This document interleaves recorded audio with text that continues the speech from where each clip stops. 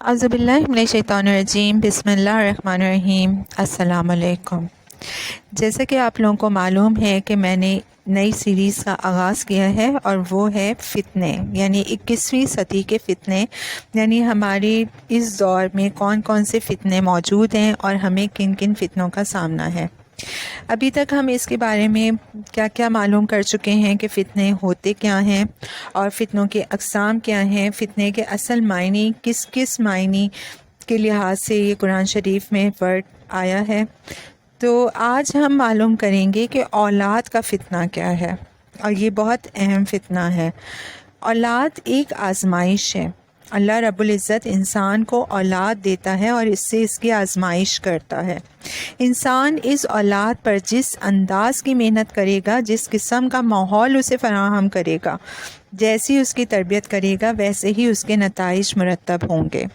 بس اوقات اللہ رب العزت جب ناراض ہوتے ہیں تو اولاد کے ذریعے دنیا کے اندر عذاب میں بھی مبتلا کر دیتے ہیں۔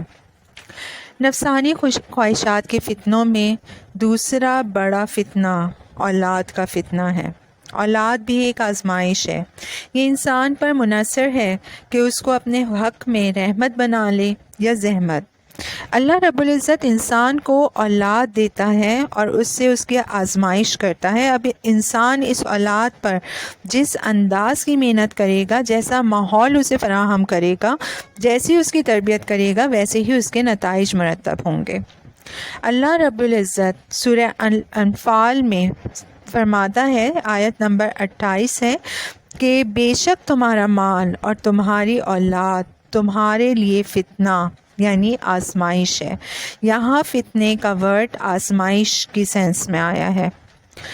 ایک اور جگہ ارشاد باری تعالیٰ ہے، سورہ تغابن میں آیت نمبر 14 ہے کہ اے ایمان والو، بے شک تمہاری بیویوں اور اولاد میں سے تمہارے دشمن ہیں، سو ان سے بچتے رہو۔ اللہ نے مومنین کو مخاطب کرتے ہوئے فرمایا کہ بس اوقات یہ اولاد بھی دشمنی کا باعث بنتی ہے، یعنی زحمت بنتی ہے۔ اس کے لیے خیال کرنا، بچ کے رہنا۔ تو اولاد کے ذریعے بھی آزمائش ہوتی ہے۔ بس اوقات یہی اولاد انسان کو گناہ والی زندگی میں لے جاتی ہے اور ان کے لیے رزق کمانے کے واسطے گناہ کرتا ہے۔ بعض اوقات یہ اولاد جب غلط ماحول میں پرورش پا کر جوان ہوتی ہے تو اس کی خواہشات کو پورا کرنے کے لیے ماں باپ بھی گناہوں والی زندگی کا شکار ہو جاتے ہیں۔ اس لیے قرآن مجید میں ایک جگہ اللہ رب العزت کا ارشاد ہے، سورہ کہف میں آیت نمبر 80 ہے کہ اور جو لڑکا تھا تو اس کے ماں باپ مومن تھے، تو ہمیشہ اندیشہ ہوا کہ وہ انہیں سرکشی اور کفر سے عاجز کر دے گا۔ اللہ پاک نے حضرت خضر علیہ السلام سے فرمایا کہ فلاں بچہ ہے، جاؤ اور اس کی گردن دبوچ لو، اسے مار دو۔ حضرت خضر علیہ السلام نے اللہ کے حکم کے مطابق ایسا ہی کیا۔ حضرت موسیٰ علیہ السلام کو اللہ پاک کے اس حکم کا پتہ نہیں تھا، اس لیے آپ علیہ السلام نے حضرت خضر علیہ السلام سے کہا کہ اے خضر، یہ آپ نے کیا کر دیا؟ بڑا غضب کر دیا کہ معصوم بچے کی گردن آپ نے مروڑ دی۔ اللہ تعالیٰ نے اس کا جواب یوں دیا کہ اس بچے کے ماں باپ ایمان والے تھے اور یہ اندیشہ تھا کہ بچہ ان کو بھی کسی گناہ والی زندگی میں نہ لے جائے، اور اس کی وجہ سے میرے نیک بندے کہیں آزمائش میں نہ پڑ جائیں، اس لیے اس بچے کی موت کا فیصلہ فرما دیا کہ اولاد بس اوقات ماں باپ کی گمراہی کا سبب بن جاتی ہے۔ حضور اکرم صلی اللہ علیہ وسلم نے فرمایا کہ اولاد غم کا باعث ہے۔ بیمار ہو گیا، کن ذہن ہے، پڑھتا نہیں ہے، ملازمت نہیں کر رہا، اولاد غم کا ذریعہ ہے، اولاد بزدلی کا سبب ہے۔ اللہ کے خاطر جان دینے کا کہو تو کہتا ہے کہ میرے چھوٹے چھوٹے بچے ہیں، یہ بچے بزدلی کا باعث ہیں۔ اولاد جہالت کا ذریعہ ہے۔ اگر کہا جائے کہ بھائی دین سیکھ لو تو کہتا ہے کہ میرے چھوٹے چھوٹے بچے ہیں، ان کی روزی روٹی کی فکر ہے، دین سیکھنے کے لیے وقت کیسے نکالوں۔ اولاد کے خاطر کمانے میں مصروف ہونے کی بنا پر دین نہیں سیکھتا، جاہل رہتا ہے، تو اولاد جہالت کا ذریعہ بھی ہے۔ اگر کہا جائے کہ بھائی اللہ کے راستے میں کچھ خرچ کر دیا کرو تو کہتا ہے کہ میرے اپنے اخراجات ہی بہت ہیں، اللہ کے راستے میں کیا خرچ کروں، تو اولاد ان خرابیوں کا باعث بنتی ہے۔ اسی لیے بسا اوقات اللہ رب العزت جب ناراض ہوتے ہیں تو اولاد کے ذریعے دنیا کے اندر عذاب میں مبتلا کر دیتے ہیں۔ سورہ توبہ کی آیت نمبر 55 ہے، اس میں اللہ تعالیٰ فرماتا ہے کہ تو آپ ان کے مال اور اولاد سے تعجب نہ کریں۔ کافروں کے پاس جوان اولادیں ہیں اور ان کے جو یہ مال و دولت ہیں، آپ انہیں دیکھ کر رشک نہ کریں، اس لیے کہ اللہ چاہتا ہے کہ ان کافروں کو ان کے اولاد اور ان کے مال کے ذریعے دنیا ہی میں عذاب دے۔ بس اوقات یہ اولاد چھوٹی سی جو چھٹی انگلی کی سی حیثیت رکھتے ہیں۔ جیسے آدمی کی چھٹی انگلی ہو تو آدمی نہ تو اس کو کاٹ سکتا ہے اور نہ اس کا دل اسے رکھنے کو چاہتا ہے، اسی طرح اولاد بھی بس اوقات ایسا ستاتی ہے کہ نہ چھپا سکتا ہے اور نہ کسی کو بتا سکتا ہے۔ ایسی نافرمان اولاد کے ستانے کے سبب ماں باپ یہ کہنے پہ مجبور ہو جاتے ہیں کہ نہ ہوتی تو اچھا تھا، تو یہ باعث عذاب بنتی ہے۔ تو میرے دوستوں، اس دنیا کے اندر یہ اولاد آزمائش ہے، اس لیے قرآن اور حدیث نے چند تجاویز پیش کی ہیں تاکہ اولاد رحمت بنے، زحمت نہ بنے۔ ان تجاویز پر عمل کرنے سے انشاءاللہ اولاد رحمت بنے گی، زحمت نہیں بنے گی۔ پہلی تجویز کیا ہے؟ پہلی چیز یہ ہے کہ اللہ کی بارگاہ میں گڑ گڑا کر انتہائی عاجزی اور انکساری کے ساتھ ان کی اصلاح کے لیے دعا کی جائے، کہ سورہ فرقان کی آیت نمبر 74 ہے کہ اے ہمارے رب، ہمیں اپنی بیویوں اور اولاد سے آنکھوں کی ٹھنڈک عطا فرما۔ اے اللہ، میرے گھر والوں کو میری آنکھوں کے لیے ٹھنڈک بنا دے۔ اگر چاہتے ہیں کہ اولاد رحمت بنے، زحمت نہ بنے، آنکھوں کی ٹھنڈک بنے، صدقہ جاریہ بنے، آخرت میں نجات کا باعث بنے، میں اس کے فتنوں سے بچ سکوں، اس کے زحمت بننے سے محفوظ رہوں، تو اس قرآنی دعا کا اہتمام کیا کریں۔ یہ دعا قرآن کریم میں آئی ہے اور اللہ کے پیارے بندوں کی اپنی اولاد کے بارے میں یہی دعا ہوا کرتی ہے کہ اے اللہ، ہماری اولاد کو، ہمارے گھر والوں کو ہماری آنکھوں کی ٹھنڈک بنا اور ہمیں بھی نیک لوگوں کا پیشوا بنا، یعنی ہماری زندگی اتنی نیکیوں والی ہو کہ لوگ ہمیں دیکھ کر نیکی کرنے کی طرف راغب ہوں۔ دوسری تجویز یہ ہے کہ اولاد کے فتنے سے محفوظ رہنے کے لیے دوسری چیز یہ اختیار کی جائے کہ اس اولاد کے لیے نیک ماں تلاش کی جائے، مطلب یہ کہ بیوی ایسی منتخب کی جائے جو نیک اور صالحہ ہو۔ پہلا انتخاب ہی نیکی والا ہونا چاہیے، اور اگر یہ نہ ہو سکے تو پھر اس سے نیک بنانے کی فکر کرنی چاہیے، وہ اس لیے کہ اس کے نیک بننے سے اولاد بھی نیک بن جائے گی۔ نبی اکرم صلی اللہ علیہ وسلم نے عورت کو منکوحہ بنانے سے پہلے یہ حکم دیا کہ ایسی عورت کو ڈھونڈنا اور اختیار کرنا جو دین والی ہو، دین سے محبت کرتی ہو۔ آپ صلی اللہ علیہ وسلم نے فرمایا، اپنی ازدواجی زندگی میں دین کو اہمیت دینا، تیرے ہاتھ ٹھنڈے ہوں یعنی تجھے مبارک ہو۔ بدقسمتی سے آج کے نوجوان کا انتخاب ظاہری شکل و صورت کی بنیاد پر ہوتا ہے، حالانکہ یہ ازدواجی زندگی کے لیے کوئی پائیدار چیز نہیں ہے، اس لیے کہ شکل و صورت تو ڈھل جاتی ہے، اس بنیاد پر جو ازدواجی رشتہ ہوگا وہ بھی کمزور ہوگا۔ لیکن اگر ازدواجی زندگی کی بنیاد سیرت پر ہوگی، کردار پر ہوگی، تقوی پر ہوگی، نیکی پر ہوگی، تو ازدواجی زندگی بڑی مضبوط اور پائیدار ہوگی، ورنہ ظاہری شکل و صورت تو وقت کے ساتھ ساتھ ڈلتی رہتی ہے۔ بخار ہو جائے تو چہرے کا زاویہ ہی بدل جاتا ہے، چند دن بستر پر پڑی رہتی ہے تو شکل و صورت ہی بدل جاتی ہے، بلکہ باہر سڑک پر پھرنے والی چند رنگ برنگی بکریوں پر نظر پڑ جائے تو اپنی اچھی ہی نہیں لگتی۔ تو یہ شکل و صورت ازدواجی زندگی کے لیے کوئی پائیدار بنیاد نہیں ہے۔ پائیدار بنیاد یہ ہے کہ سیرت دیکھی جائے، دینداری دیکھی جائے، اسی میں کامیابی ہے۔ اولاد کو اگر رحمت بنانا چاہتے ہیں تو بیوی جو زندگی کی رفیقہ ہے اسے نیک اختیار کریں، اگر نیک نہیں ہے تو اسے نیک بنانے کی فکر کریں، نیک لوگوں کی صحبت میں لے کر آئیں، اس لیے کہ اس کی گود میں اولاد پرورش پاتی ہے۔